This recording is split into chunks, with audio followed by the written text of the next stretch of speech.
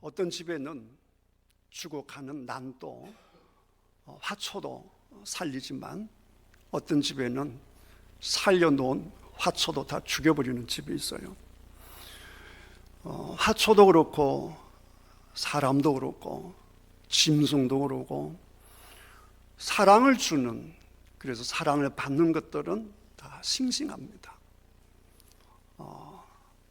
그러나 사랑받지 못하는 모든 생명체는 전부 비실거리고요, 맥이 없고 외롭고요, 그렇습니다.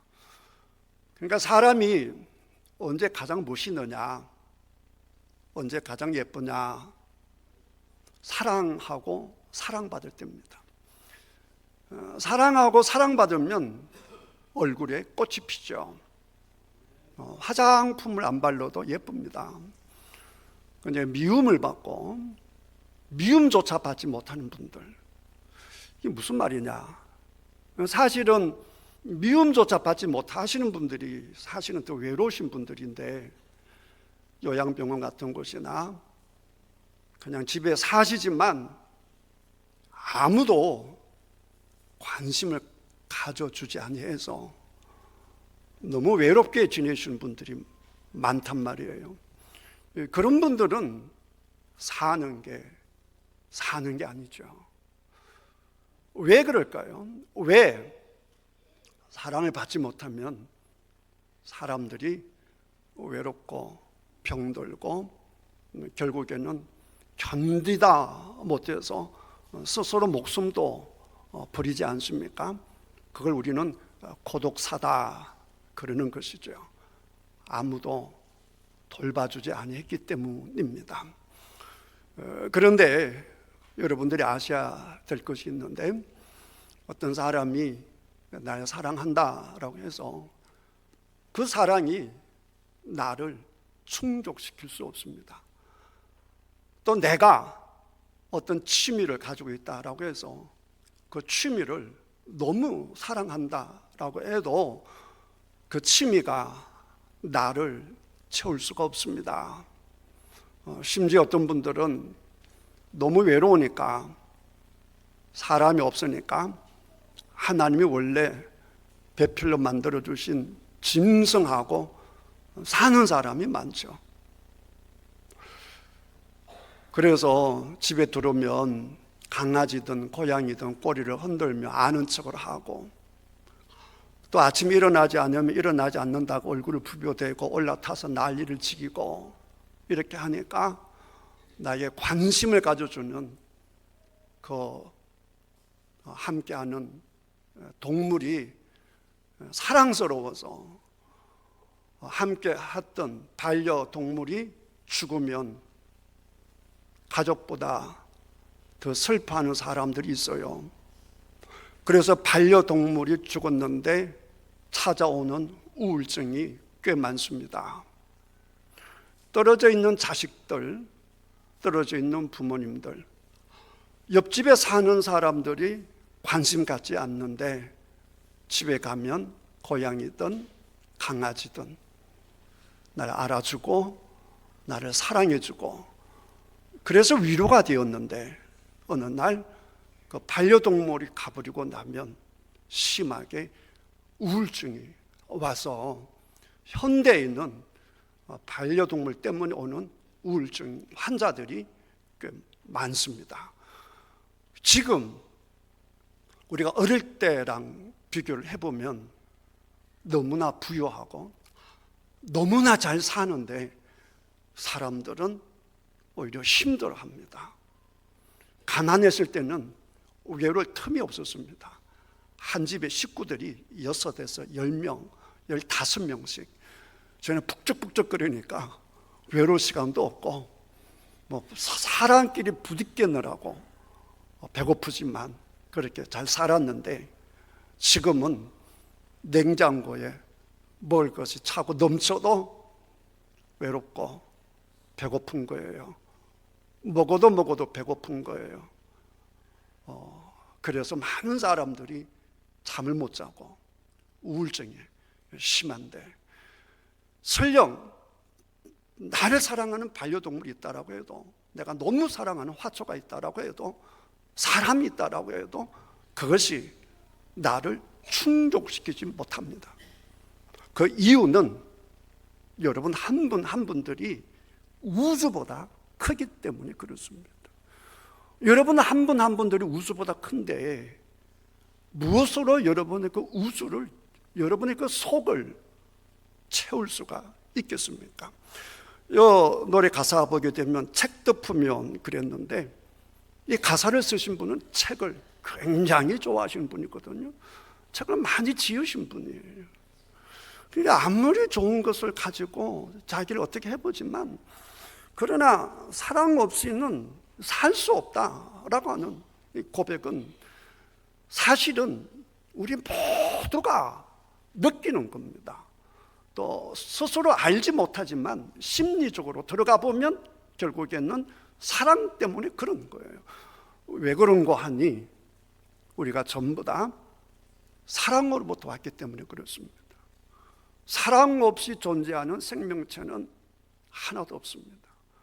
그래서 사랑이신 하나님께로부터 왔기 때문에 우리는 사랑하고 사랑받아야 살 수 있다는 것이고, 그것이 여러분이 반드시 알아야 될 사항이고, 그 다음에 반드시 알아야 될 사항은 눈에 보이는 이 세상에 있는 사랑의 대상이 아들이든 남편이든 돈이든 취미든 어떤 것도 나를 만족시킬 수 없다.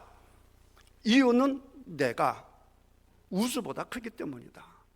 그래서 결론적으로 나를 채울 수 있는 분은 나를 완벽하게 나에게 사랑을 주셔서 그 사랑으로 내가 만족할 수 있는 대상은, 그렇게 할 수 있는 분은 오직 한 분밖에 없는데, 그분이 어떤 분이든지 간에 뭐보다 커야겠어요?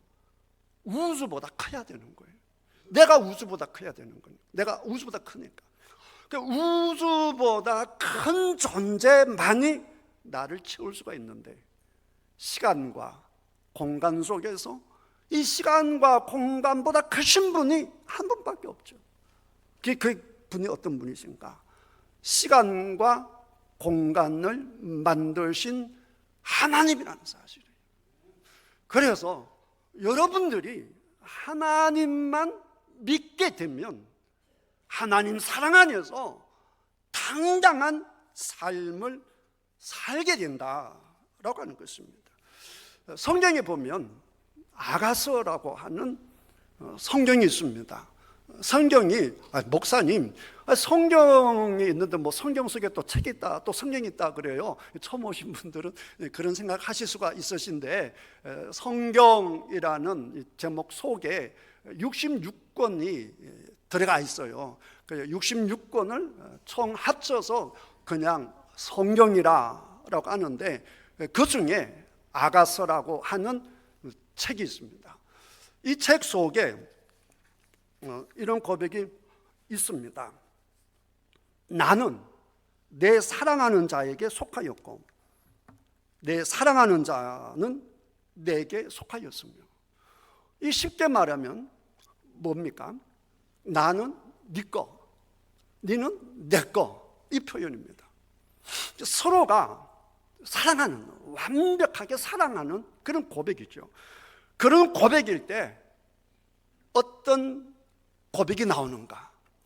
여러분들도 이런 고백을 하시면서 살았으면 좋겠습니다. 잘 들어보십시오. 내 사랑아, 너는 드르사같이 어여쁘고, 드르사는 도시 이름입니다. 요르단의 수도예요. 암만입니다. 굉장히 아름다운 도시인데요. 사랑아, 내 사랑아, 너는 드르사같이 어여쁘고 예루살렘같이 곱고, 그 다음에 깃발을 세운 군대같이 당당하구나 그랬습니다. 이 사랑을 충분히 받는 상태의 사람은 어떤 삶을 사느냐로 가게 되면 당당한 삶을 산다 그 말이에요. 멋있고 아름다운 삶을 산다 라고 하는 것입니다. 심지어 죽는 순간에도 하나님의 사랑을 듬뿍 누리시는 분들은 그 죽음의 순간조차도 환호하는 거예요. 죽는 순간에도 얼굴에 빛이 나는 거예요. 죽는 순간에도 감격이 넘쳐나는 거예요. 죽는 순간에도 춤을 추는 거예요. 저는 그런 분들을 봤거든요.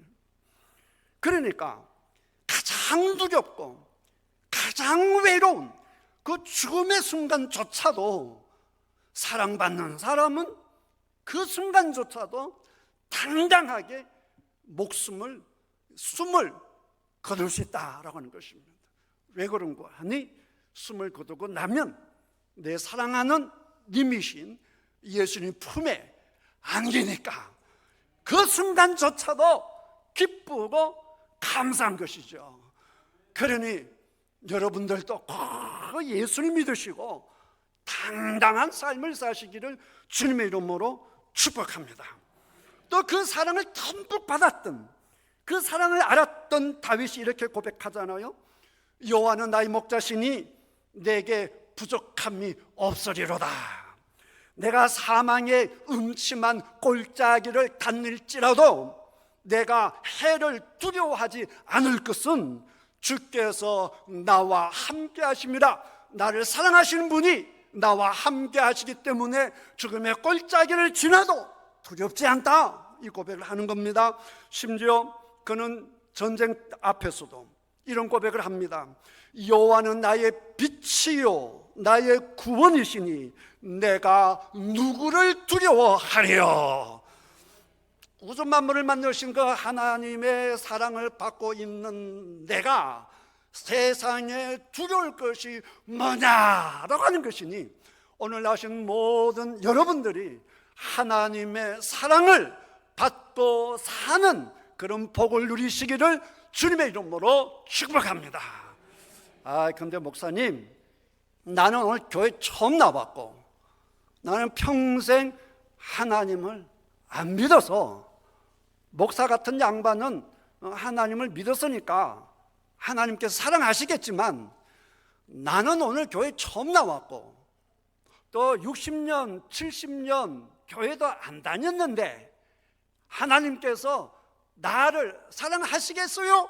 이런 분들이 계실 것 같아서 오늘 말씀을 드리는데, 하나님은 오늘 처음 오신 여러분들도 하나님은 사랑하십니다.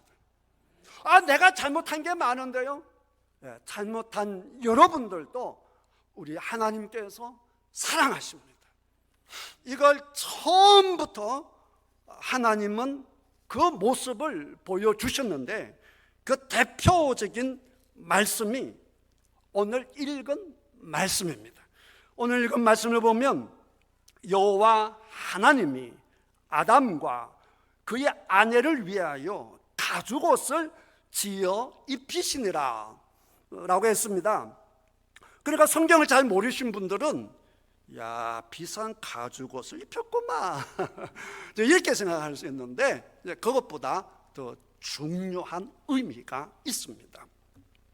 하나님께서 아담과 그의 아내 하와를 위하여 가죽옷을 만들어서 입힐 때 아담과 하와는 오늘 교회 처음 나오신 분들처럼, 혹은 이런저런 실수를 하고 잘못을 하고 죄를 지은 사람들처럼, 이때 아담과 하와는 하나님 앞에 너무나 부끄러웠던 순간이었습니다.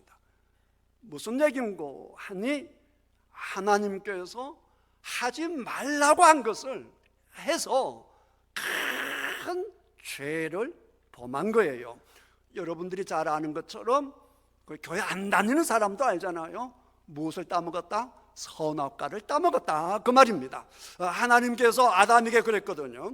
에덴 동산을 지어서 아담에게 주시면서 경작해라, 잘 다스려라. 근데 한 가지만 내가 너에게 명령한다. 한 가지만 명령한다. 다 먹어도 돼. 근데 중앙에 있는 선과 악을 알게 하는 열매는 먹으면 안 돼. 먹잖아, 너 죽어. 반드시 죽어. 이렇게 하나님께서 말씀을 하셨습니다. 그런데 사탄이 뱀의 모습을 하고 와서 참 질문을 참 이상하게 합니다. 아주 교묘하게 질문을 합니다. 어떻게 질문하는고 하니 이렇게 얘기하는 겁니다. 아담 선생, 아담씨, 정말 하나님이 이렇게 맛있는 많은 과일을 주셨는데 이거 다 먹지 말라 그랬어요? 이렇게 질문해 버립니다. 헷갈리죠. 아니, 하나님이 이 많은 과일을 만들어서 다 먹지 말라고 했다고? 그렇다라고 한다면 하나님은 나쁘신 분이죠. 약 올리시는 분이죠. 이런 너희들로 다 질문을 한단 말이에요.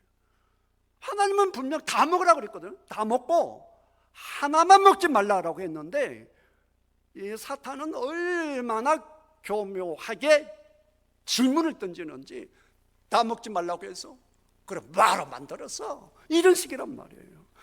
결국 거기에 넘어가서 아담과 하와가 먹습니다. 먹기 전에 사탄이 그러죠. 네가 먹잖아? 그러면 너 하나님처럼 된다 그랬어요. 눈이 밝아져. 하나님처럼 될 거야. 그 말을 듣고 아담과 하와가 먹습니다. 여러분 잘 기억하십시오. 우리 생각에는 마귀가 혹은 사탄이 똑같은 얘기예요. 사탄이 하는 말은 전부 다 거짓말이다 이 생각을 하시는데 아니에요. 참말도 참 많이 합니다. 그래서 이게 잘 들어야 돼요. 자, 분명히 사탄이 말하기를 네가 선악과를 먹잖아, 안 죽어. 네 눈이 밝아질 거야 그랬단 말이에요.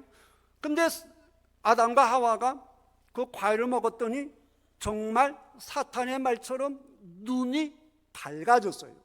눈이 밝아졌단 말이에요. 그냥 판단하게 되었다 그 말이에요. 여러분 잘 생각하셔야 될 것이 선악과를 먹기 전에는 나쁜 것이 하나도 없기 때문에 판단할 게 없는 거예요. 전부 다 좋은 것밖에 없어요. 전부 다 평화밖에 없어요. 사랑밖에 없어요. 그냥 누리기만 하면 되는 거예요. 이게 좋다 나쁘다 판단한다는 것이 얼마나 고통스러운 건지 모릅니다. 여러분 선거 칠 때마다 누구를 찍어야 돼? 그 다음 나 이것도 먹을 수 있고 저것도 먹을 수 있는데 내가 무엇을 먹어야 돼?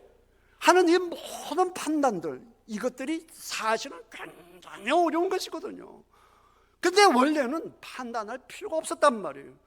근데 그걸 딱 먹고 나니까 눈이 밝아졌습니다. 그런데 기억하셔야 될 것은 사탄의 말을 들으면 처음에는 그 말이 맞아요. 근데 말이 맞는데 결론은 어떻게 되느냐? 내가 죽어간다 그 말이에요. 죽어가는 거예요. 자, 아담과 하와가 선악과를 따먹고 눈이 밝아졌더니 어떤 결과가 생겼는가? 부끄러움을 알게 됐다. 수치스러웠다. 그래서 하나님의 인기척이 나타났을 때 아담과 하와가 도망갈 수밖에 없었다. 사람이 참 비참한 것이 내가 도망갈 수밖에 없는 상태가 참 비참하죠. 이번에 선거할 때 그 대통령 부인이 그냥 등장하지도 않고 투표해버렸잖아요. 얼마나 대통령 부인으로서 수치스러운 거죠. 수치스러우니까 여러분 대통령 부인이 얼마나 자랑스럽습니까? 이 자랑스러운 모습으로 온 백성들 앞에서 이 카메라 앞에서 이 투표해야 그게 좋은 거 아닙니까? 근데 그렇게 되지 못하는 상황이 그 대상이 누구이든지 간에 심지어 아이들이라 할지라도 내가 그 자리에 갈 수 없어. 이거는 너무나 비참한 거예요. 아이를, 내 사랑하는 자식을 보고 싶은데 갈 수가 없어. 내 부모님을 뵙고 싶은데 배울 수가 없어. 너무너무 외롭고 고통스러운 거죠. 그래서 아담과 하와가 평상시 같으면 아담아, 하나님 아침 잡수셨어요? 제철국 드셨어요? 막 이렇게 말씀하실 텐데 하나님이 발걸음 소리가 들리니까 아담과 하와가 숨어야 됐다는 말이에요. 우리 같으면 저놈 자식 꼴도 보기 싫어, 안 볼 거야 이러잖아요. 그런데 하나님은 사랑의 하나님, 사랑은 찾아가는 거죠. 아담아, 네가 어디 있느냐? 하나님은 찾아가는 하나님이에요. 그러니까 오늘 여러분 처음 오신 분도 그렇고 저도 마찬가지고, 처음부터 내가 자발적으로 여기 교회 와서 하나님 믿는 사람은 아무도 없어요. 하나님이 이 사람을 통하든지 저 사람을 통하든지 여러분을 부르신 거예요. 여러분이 숨어있던 또 잘 살고 있던 관계없이 하나님께서 여러분 한 분 한 분을 부르셔서 이 자리에 모신 줄 믿습니다. 그게 사랑이란 말이에요. 사랑하니까. 그런데 하나님이 분명히 말씀하셨잖아요. 먹으면 죽어. 하나님께 차마 죽이시는 못하시고 이제 영적으로 이제 죽음을 주는 거죠. 그래서 이제 이 죄로 인해서 이제 모든 사람들이 이제 죽게 되는 것인데, 그런 순간에도 하나님께서 말이에요, 우리 사람을 얼마나 사랑하는지. 자, 보십시오. 아담이 에덴 동산에서 경작할 때는 이 농사 짓는 게 너무너무 행복해요. 땀 흘리는 것도 행복하고 수고도 그냥 기쁨밖에 없어요. 근데 지금 보세요. 내가 아는 선배님이 은퇴를 하시고 매일매일 텃밭에 가서 그걸 채소를 키우는데 너무너무 기뻐하셔. 이상하잖아요. 분명히 땅이 저주를 받아서 가시와 엉겅퀴를 내고 땀을 흘려야 되는 저주받은 땅인데도 불구하고 내 선배님은, 여러분들도 그러실 거예요. 몇 분들은 텃밭을 가꾸면서 너무너무 행복해 하잖아요. 이 저주받은 산인데 나는 자연인이다를 보면, 내가 이런 분도 봤어요. 완전히 죽는다. 그래서 걷지를 못해. 그래서 그 산 속에 들어갈 때에 이분이 처음 산에 도착해서 엉금엉금 기어서 살았어요. 기어서. 근데 나는 자연인이다 나올 때는 아주 건강을 완전히 회복하셔. 건강하더라고요. 이상하지 않습니까? 땅이 저주를 받았다라고 했는데도 덜 오염된 땅 속에, 산 속에 있으니까 치유가 되잖아요. 그러면 맨 처음 하나님이 주신 에덴 동산의 그 땅은 얼마나 좋았겠느냐라고 하는 것이죠. 그러니까 그 에덴 동산에서는 병든 게 없어요. 널가 가는 게 없었다고요. 그런데 하나님께서 우리를 사랑하시기 때문에 차마 우리를 죽음과 같은, 지옥 같은 땅을 주시는 것이 아니라 땀을 흘리면 얼마든지 행복하게 살아갈 수 있는 땅을 주셨으니 하나님은 얼마나 좋으신 하나님이신 줄을 여러분 아시기를 축복합니다. 그 다음에 오늘 이 본문을 통해서 알 수 있는데, 이놈 자식 너 죽여버릴 거야 이래야 되는데, 잘 보십시오. 아담과 하와가 부끄러워서 무화과 나무 잎으로 치마를 만들어서 옷을 가리는 겁니다. 얼마나 부끄러워요. 이 가만히 있어도 부끄러운데 하나님이 나타나시면 더 부끄러워. 이 친밀할수록 부끄러움은 크거든요. 날 사랑하는 사람일수록 내가 잘못하면 더 미안하다고요, 더 부끄럽다고요, 더 면목이 없다고요. 전혀 낯선 사람이라면 괜찮은데, 나를 얼마나 사랑하는 하나님인데, 나를 그토록 사랑하시는 하나님의 말씀을 내가 어겼고 잘못했으니 얼굴을 못 드는 거예요. 치마를 가려서 부끄러움을 가리는 거예요. 얼마나 부끄럽겠어요? 얼마나 창피하겠어요? 얼마나 힘들겠어요? 그러니까 하나님께서 됐다. 그리고는 그에게 무엇을 만들어 주셨다고요? 가죽옷을 지어서 입히셨다, 그 말입니다. 사랑하는 성도 여러분, 오늘도 우리 하나님은 똑같이 여러분에게 그렇게 하실 거예요. 우리 하나님께 여러분의 부끄러움을 다 가려주시고, 내가 너를 사랑한다, 내가 너를 사랑한다, 이렇게 말씀하시는 거예요. 여러분이 가죽옷을 만들려면 짐승을 죽여야 되잖아요. 그때 짐승은 사람의 배필로 있던 관계였기 때문에 굉장히 친밀한 관계에 있었죠. 너무너무 사랑하는 한 짐승을 희생시켜서 그 가죽으로 옷을 지어준 거잖아요. 이거는 예수님을 상징하거든요. 예수님이 어린 양으로 오셔서 저와 여러분들의 이 부끄러움을, 이 죄를 저주받아야 될 이것을 예수님께서 십자가에 돌아가셔서 그 피로 우리들을 다 씻어주시고, 우리의 부끄러움을 뭘로 가려주시느냐? 가죽옷으로 다 가려주시고, 괜찮다, 예쁘다, 내가 너를 사랑한다, 이렇게 말씀하시는 분이 하나님이신 줄 믿습니다. 이 하나님을 믿음으로 받아들이시고, 여러분 하나님을 꼭 믿으셔서 당당하게 사는, 얼굴에 생기가 넘치는, 심지어 죽음의 순간에도 환하게 웃으며 춤을 추며 사는 그런 복된 인생들이 되시기를 주님의 이름으로 축복합니다.